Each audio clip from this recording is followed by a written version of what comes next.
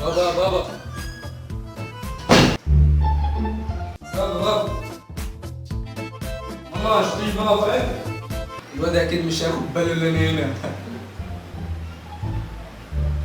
انا عايز فلوس العيد قال عارفين ناكل.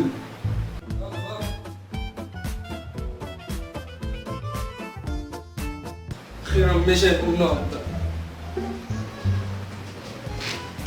بابا بابا بابا بابا بابا اخيرا لقيتك. يلا هات هديتي. هديتي عادية. مش مكسوف من نفسك؟ مش مكسوف؟ طب خد 5 جنيه مش هزعلك. خد 5 جنيه. هات 5 جنيه. لا انا عايز في العيد الكبير ولا صغير وعشان كبرت ولا ايه؟ لا يا ابني دي مش علشانك. ده 2 جنيه لاختك و3 جنيه ليك او العكس. 3 جنيه لاختك وانت 2 جنيه عشان انت كبرت بقى وهي اكيد عايز تشتري حاجات اكتر منك. انا اختي تاخد 3 جنيه وانا اخد 2 جنيه. يلا يا عم حسبي الله ونعم الوكيل. حسبي الله ونعم الوكيل. ما عرفتش اهرب.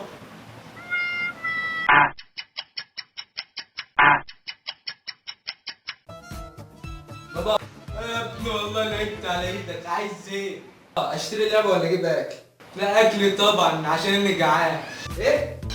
قصدي عشان في رزق طبعا يعني. خلاص ماشي هشتري اكل ماشي. طب يلا ما تساعدنيش تاني. اتصل بلا بس حبه تاني مش كل راح فين. يا جدعان مش هنخرج ولا ايه؟ ايوه ايوه ما انا عارف. ايوه انت اللي في حفلة أصالة جنبكم. حفلة أصالة اللي هي جنب برج العرب دي. خلاص سلام سلام مع السلامة.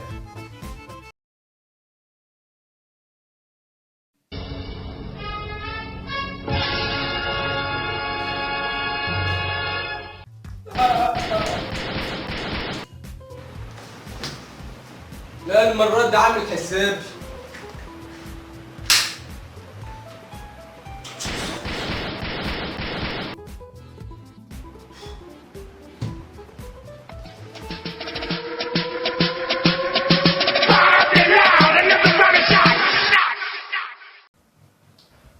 العيد ما نعرفش معناه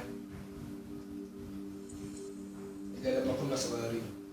مكانش عندنا هموم. دلوقتي بقى عندنا جبال من الهموم وأكبرهم قاموا بالثانوية العامة. أيوة يا جدعان داخل على تالتة ثانوي. داخل على تالتة ثانوي. كفاية اللي أنا قلته بس. داخل على تالتة ثانوي. يعني بعد العيد